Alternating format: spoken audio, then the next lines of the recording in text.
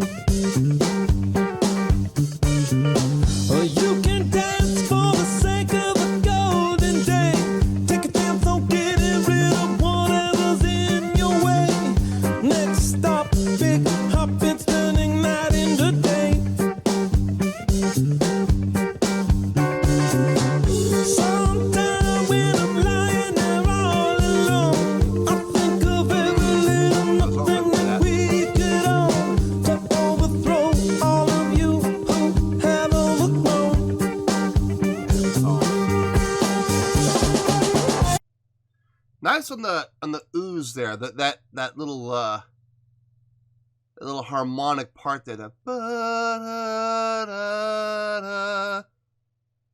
really nice, really nice. I was kind of hoping they would move like that, so that's good. Boom, boom.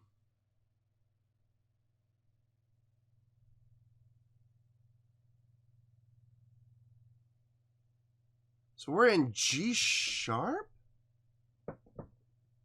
Wait a minute. Yep, G sharp.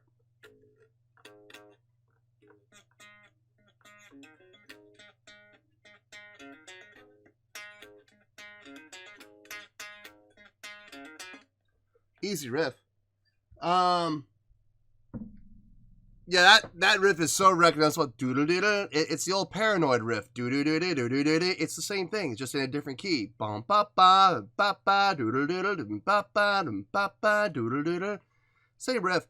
Not a hard riff at all from the bass standpoint, but it's very effective, especially in this key, G sharp.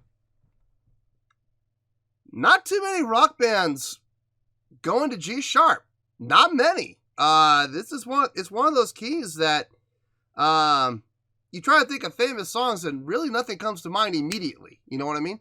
It's not too many bands go into G sharp. It's not a bad key. It's an unusual key, but it's not a bad key at all. No, so far so good. Digging the feel, digging the tone, digging the song, digging the riff. The riff, like I said, is super easy, but it's super catchy. Doom ba ba doom ba ba doo doo doo. I seriously, I heard it and I'm like, I gotta play it. I love that riff, so I just whipped it out and played it. Anthony Kiedis' vocals surprisingly sound really good. I think this is that album where I started to notice a real change in Anthony Kiedis' vocals, though, so I shouldn't be totally surprised. But I'm digging his vocals. I'm digging the vocal tone from him. Let's keep going. Let's see where this goes.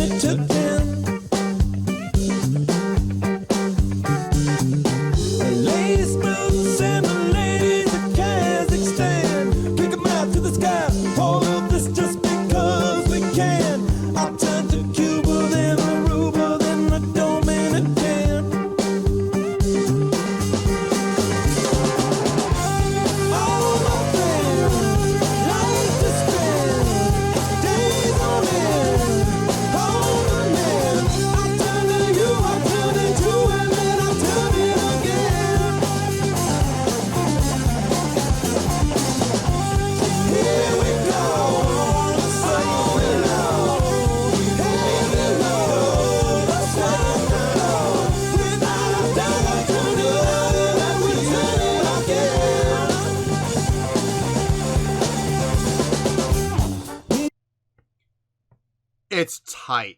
It's super tight. Like, almost to the point of being dry. Almost, but not quite. No, everything is just super tight, super compressed in the engineering, in the mix. Everything's super compressed. Maybe could have used a little more reverb on everything. But I'm not talking a lot. I'm talking just a little bit, just a touch, just to moisten it up a little bit. Because right now it's super dry, but it's super tight and super compressed. So it sounds good. Don't get me wrong. I'm digging the tightness. The tight feel on this is grooving. I'm digging it. I'm digging the fact it doesn't sound sloppy. It doesn't sound loose. It's super just compressed. That's from an engineering standpoint. I'll talk about the groove. It's just super tight. I'm digging it. I'm absolutely digging the feel on this. Even with Flea doing that, everything is, it's still, there's no bleed over, there's no drag. It is sitting in the pocket, but it's not sitting back in the pocket. It's on top of the beat. So I think that's one of the reasons why it's sounding so tight, is because it's right on top of the beat rather than laid back. Just from an engineering standpoint, I think just a touch more reverb on everything. I think that might make a little bit of an improvement, but other than that, I am absolutely enjoying this song. Enjoying it, like, thoroughly. It's really good. I'm digging it. Let's keep going. Got to move it if we want to do our best. We got to shake it if we want to keep it fresh. I'm turning down all the Heretic psychology.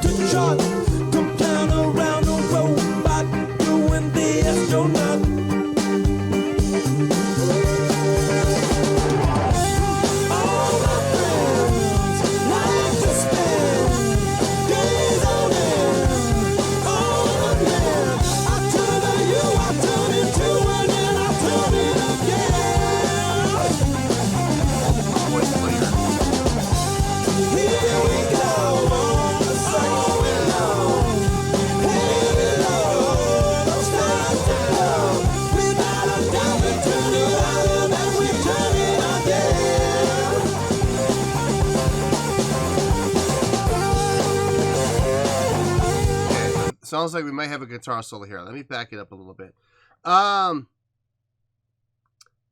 Whoever came up with the idea of doing all those voices on layered in the chorus right there, really nice job. Really nice job. That actually added quite a bit. It really helped fill out the sound of the chorus. It made the chorus sound a little moister, a little not quite as dry. It really helped quite a bit. Yeah, I dug that. I absolutely dug it. The guitar work on this is really nice. It's very up on the neck, not high up on the strings, but high up on the neck. It sounds like it's hovering around like the 10th, 12th fret somewhere in there, but I don't know what string they'd be on. But it doesn't sound like it's low on the neck. It sounds choked up. It sounds like it's choked up on the neck quite a bit. So really nice. Give you the opportunity to get some really good bends going in there. Is this Frusciante? I don't know if this is John or not. I don't know if he was on this album or with some other guitar player. I know he keeps coming in and out of the band, so sometimes he's on the album, sometimes he's not. It sounds like his style. It sounds like his style quite a bit, but I'm not 100% sure if it is. That slinky guitar playing style. It could be him. I don't know, but whoever it is, it sounds really good, really good. Got a minute and 44 to go. I'm probably gonna have to pause. I don't know. We'll see. Maybe not. Maybe not. We'll just take a chance here. Well, I don't want to take a chance to game blocked. Never mind. We're gonna pause. Let's just keep going for right now.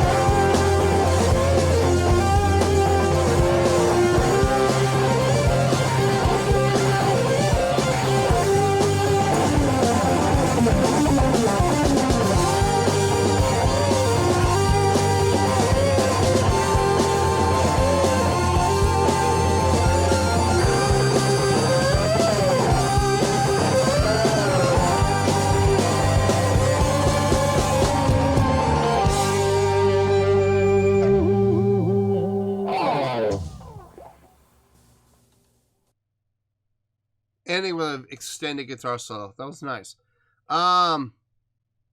Using the layered guitars, having at one point I heard 3 different guitar voices going during the solo. Interesting. You'll never be able to recreate that live unless you use track, but I mean, it can be done. It can be done very easily. But it sounded really good there. I'm actually kind of glad they had those extra voices. If they just had the single voice, I think it would have sounded okay, but I think this was a lot better. Let me gather my thoughts, and I'll see you in the review. We'll talk about it. Well, there you go, folks. That was Red Hot Chili Peppers with Turn It Again. This was a request from Klaus Bremner, Super Nanny 089, Ludwig M., Martin Laper, Everton Fenazi, Thana Muller, Jake from State Farm, Anyway 96, Lee, Edward Lehmeyer, and Jordan Townsend. And this was actually the winner of the latest Premier Tier Patreon request prioritization poll with 44% of the vote. So, yeah, your vote definitely counts, folks. Definitely. If you guys want to be a part of the process, you know what to do. But, yeah, it won the Premier poll with 44% of the vote. So, good job, guys. Good call. On a scale of 1 to 10, I am going to give that an 8.4. Yep, 8.4. I feel good about that score. Let me tell you why. Why? Is this the best Chili Pepper song I've ever heard? No, it's not. Is it the worst Chili Pepper song I've ever heard? No, it's not. This song, for me, I wouldn't say middle of the road. It's a little above middle. Like, if you were on a scale of 1 to 100, I would put this at about somewhere in about the 56 to 58 range for me personally, as far as, you know, what I've heard so far from them. Where does this rank? You know what I mean?